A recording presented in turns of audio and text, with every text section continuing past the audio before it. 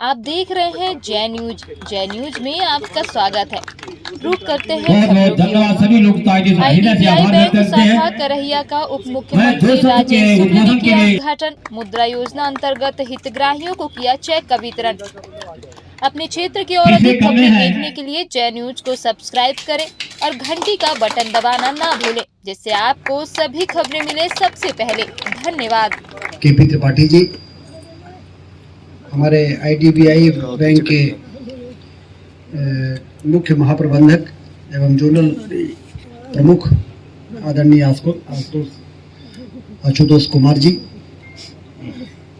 आदरणीय JD मंडी board Lariya जी, ई मंडी board Lalit Garg ji, आदरणीय BD Kachhwaha जी,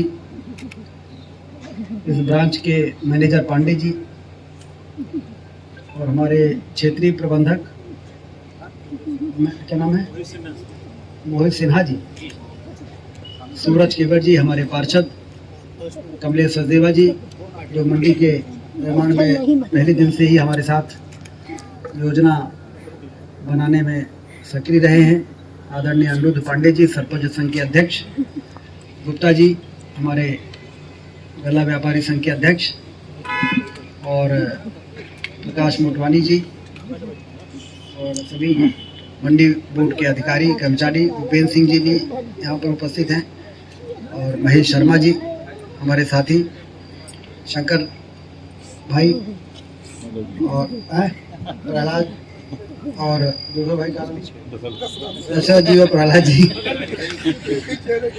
और वो हमारे लखन चंदन भाई, राजेश साकेत जी, और सभी उपस्थित गल्ला व्यापारी और सब्जी शो में आ गए। तो हमने कहा क्या किया जाए, तो हमने कहा कि चलो एक यही घोषणा करा देते हैं। और आप जानते हो कि घोषणा होने के बाद फिर भोपाल का तार हमसे जुड़ा रहता है। इधर घोषणा की और उधर वो टीम सक्रिय हो गई भोपाल में बैठने पर, और ये मंजूर हो गया।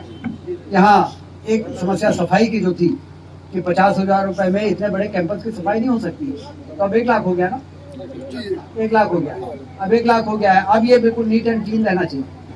अब जब हम आए, किसको मिला ठेका? वो अभी टेंडर कैंसिल हो गया। वो नहीं, कैंसिल ऐसे कैसे हो जाएगा? कैंसिल नहीं हुआ है, रिव्यू हो रहा है, उसका रिव्यू हो रहा है।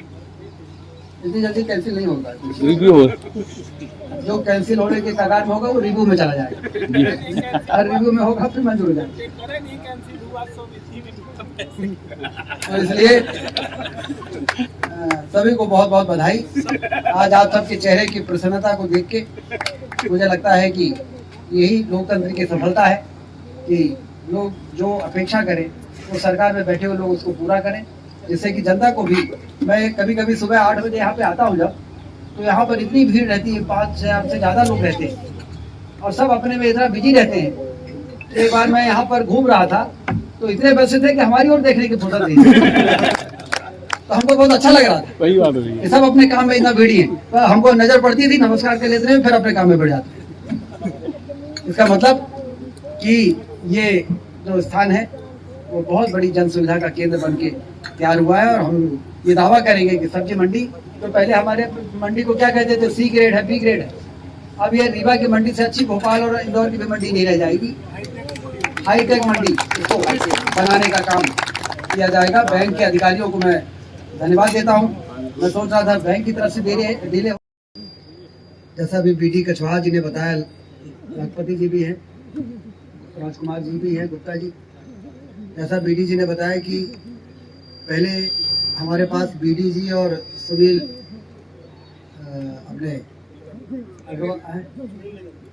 सुनील जी अक्सर आते थे और कहते थे कि ये सब्जी मंडी को कोई स्थान दिला दीजिए।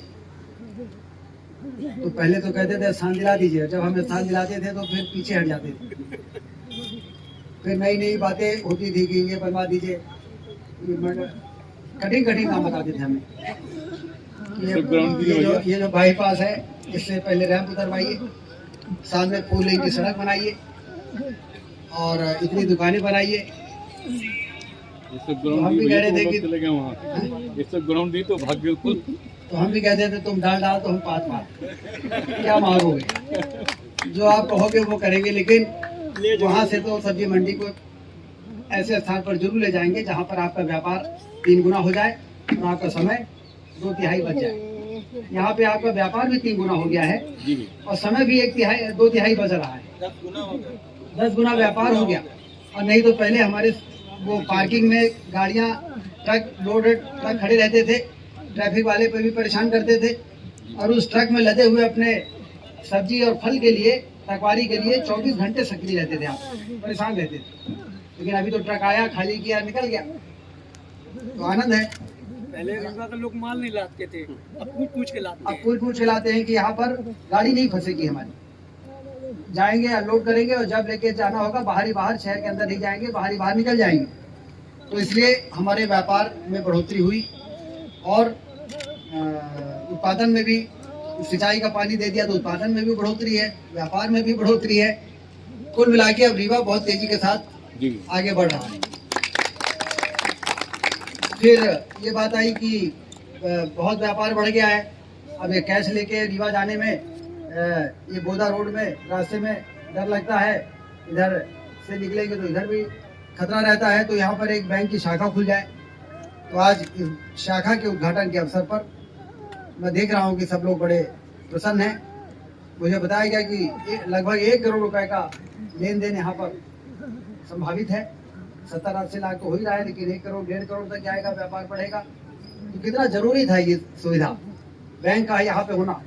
फिर मोदी जी की जो योजनाएं हैं उससे हम व्यापारी जो लोन ले सकते हैं 10 लाख रुपए का, 5 लाख रुपए का, वो सब भी बैंक होता है। तो फिर बैंक वाले बताते हैं कि कैसे आवेदन भरना है और कैसे लाभ लेना है। तो वो भी एक सुविधा हो गई। मैं देख रहा हूँ कि लोन लेने वाले जितने खुश नहीं थे, उससे ज्यादा लोन देने वाले खुश दिख रहे हैं। उनकी गंगा बह रही है पूरे देश के अंदर मोदी जी के कारण। कल उन्होंने PM स्वराज का उद्घाटन किया, हम सिंगरौली में हमारी ड्यूटी लगी थी। ये PM स्वराज का मतलब फुल फॉर्म मालूम है क्या है? एस फॉर ये क्या है? सुविधा नहीं, सामाजिक। यू फॉर उत्थान और R फॉर रोजगार, A फॉर आधारित, J फॉर जन कल्याण। तो प्रधानमंत्री सामाजिक उत्थान एवं रोजगार आधारित जन कल्याण, PM स्वराज। इसमें जो वंचित वर्ग है, जो अब जिनको जरूरत है, उनको रियायती दरों पर ऋण देने की योजना है। ढूंढ के लोगों को, कभी ऐसा देखा है कि कोई सरकार ढूंढ के लोगों को देखे कि किसको जरूरत है, उसको पकड़ो और उसको ऋण देने का काम करो। लेकिन ये ड्यूटी बैंक वालों की लगा दी है प्रधानमंत्री। पहले बैंक वाले कोई खुशी से लोन थोड़ी देते, लेकिन ये सरकार है जिसने बैंक वालों को कहा है कि कितना लोन आपने दिया, जो ज्यादा लोन देगा उसको सरकार उतना ज्यादा मदद करेगी। और इसलिए अब लोन देने की होड़ लग गई। उसका फायदा हमारे वंचित वर्ग को मिल रहा है, सामाजिक रूप से जो पिछड़ गए उनको मिल रहा है। हुनर की कमी थोड़ी है इनके अंदर, पूंजी की कमी है इनके पास। यदि पूंजी इनको मिल जाए तो अपने हुनर के दम पर ये अपनी आमदनी को बढ़ा लेते हैं। PM स्वनिधि योजना में, जिसमें 10,000 रुपए ब्याज रहित पैसा दिया जाता है, रीवा शहर में 15,000 लोगों ने इसका लाभ लिया और उसमें से 80% लोगों ने उस पैसे को पटाया, तो उनको फिर 20,000 रुपए दिया। फिर 20,000 रुपए भी पटाया तो 50,000 रुपए दिया। ये PM स्वनिधि योजना में प्रधानमंत्री ने ये योजना बनाई है। ठेला चलाने वाले, ठेला धकाने वाले, खोमचा चलाने वाले, जमीन पर बैठ के सब्जी बेचने वाले, हमारे वो लोग जिनको लगता था कि कहीं से हमको थोड़ा पूंजी और मिल जाए तो हम और अपना काम बढ़ा लें, उनको PM स्वनिधि योजना से आप अंदाज लगाइए, रीवा शहर में 15 से 20,000 लोगों ने 10,000 रुपए प्राप्त किए, ईमानदारी से काम किया, उस पैसे को पटाया। तो इस योजना में प्रावधान था कि जो पैसा पटा देगा उसको 2 गुना देंगे, फिर वो भी पटा देगा तो फिर 2.5 गुना देंगे। और इस प्रकार से आज आम आदमी ये मानता है कि सरकार हमारी सरकार है, कि हमारे लिए सोच रही है।